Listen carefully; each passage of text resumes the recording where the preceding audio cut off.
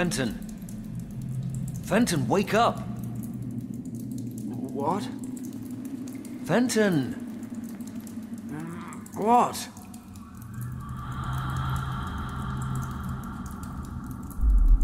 Richard?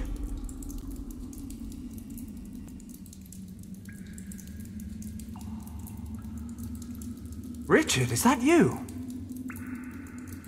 Of course it's me. Are you feeling okay? Why do you look like a ghost? Oh, charming. You came all this way just to tell me I've seen better days. I don't understand. My head hurts. Apparently your sense of humor is still en route. Well, what is there to say but... welcome to Shambala. It was good to see Wang's niece again, but I would have preferred it if you'd left the Nazis on the other side. Kim? Where is she? She landed in the central cavern along with the Countess. I managed to convince the Guardians of this place to separate you and bring you here instead. Guardians? You mean there are still people here? No, not in present-day Shambhala. Just you, Kim, and a few dozen Nazis. So, what the hell are you talking about then? And what happened to you? Why are you all... flaky? Ah, well, that's the story, isn't it? When I used the original key back in the monastery, it transported me to Shambhala, but the Shambhala of the past. It seems when the key was constructed thousands of years ago, the monks who stayed in the Kembalung Valley to guard it planned to use it to return here someday. I don't begin to understand how any of this works, but believe me when I say that this place holds extraordinary power. So I've read. Something about morphogenetic fields. Providing it a name implies an explanation for something inexplicable, but yes, if you like, morphogenetic fields. The High Priests described Shambhala as the heart of the world, but in truth, it's more like the soul. If you want to see it in a scientific light, I suppose you could say that the energy of this place is what constitutes the life force of every living creature throughout time. Just as every single person has a soul that makes him the person that he is, every species has a soul that makes the species what it is. And the sum of all that resides here, the world soul. Would you be shocked if I said this was all a little over my head? I've been here for days and I still don't understand it. I don't believe we'll ever understand this place completely. Just take it as fact. There is an energy here, an imperceptible energy that bonds us all. How imperceptible exactly? Well, we are all linked to one another subconsciously. But it's true that certain people are able to detect the fields with more precision than others. We call them mediums or oracles. But the energy fields explain a lot more than that.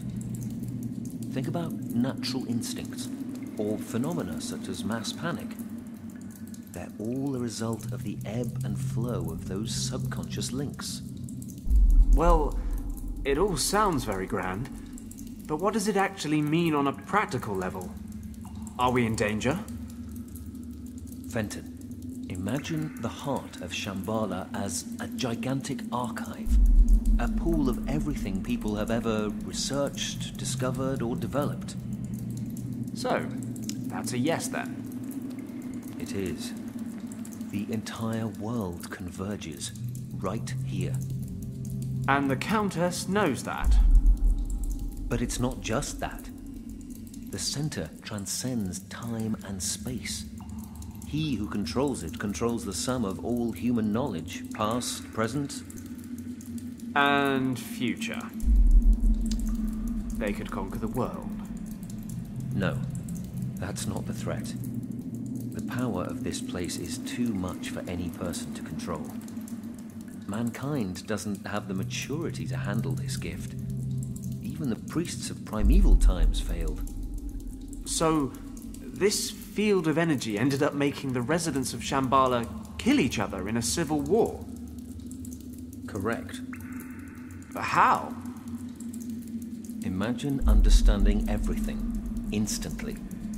The spirit of a person would be subjected to extraordinary strain. They simply couldn't cope. Besides, there are darker forces at work. This archive is not limited to discoveries and inventions. It represents the entirety of the human condition. Jealousy, envy, hate, these define the human species just as much as learning or understanding, and have a corresponding influence here in Shambala. But, as I said before, it is not something we can easily understand. Okay, fine.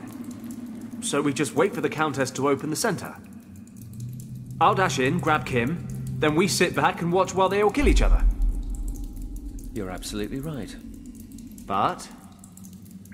In my time, Fenton, the surviving priests are preparing to leave Shambhala for good. In order to protect the heart from misuse, they are performing a ceremony that will set up a force field around it. This field will allow only the bearer of a certain amulet to pass through. After the ceremony, the amulet will be divided into 3 pieces and hidden in the temples of 3 priest castes who once ruled here. Hey, even better. The Nazis won't get past square one. No, they've begun to plant explosives. The field is maintained in your time by a series of plinths. It would take a great deal of power, but they may be able to destroy them. We have to stop them, Fenton. They may not be able to wield the power of Shambhala, but if the energy of this place is disrupted in any way, it could have catastrophic effects for every living creature on the planet. We must act quickly. We? I thought you were stuck in the past. You're right.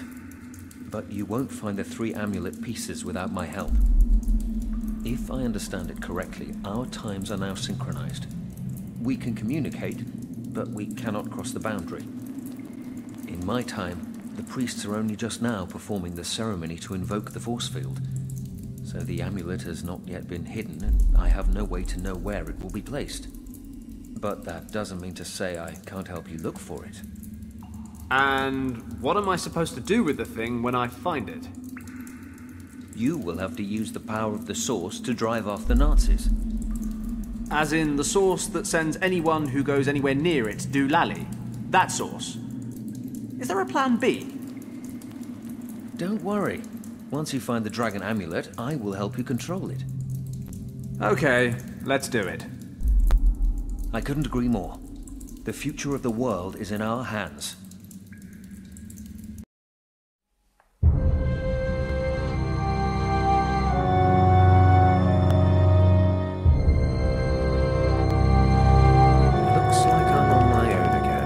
I'm still not sure I've got a handle on all this. 10,000 years ago, the residents of Shambhala all kill each other, save for a few priests who escape the civil war.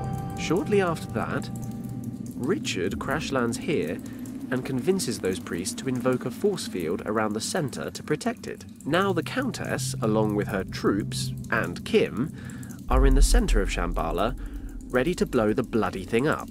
And, surprise, surprise, I'm the only one that can stop them. I need 3 pieces of some amulet to harness the power of the source and somehow make everything okay again. That's Richard's plan, in any case. I'll probably just wander around breaking things until something interesting happens.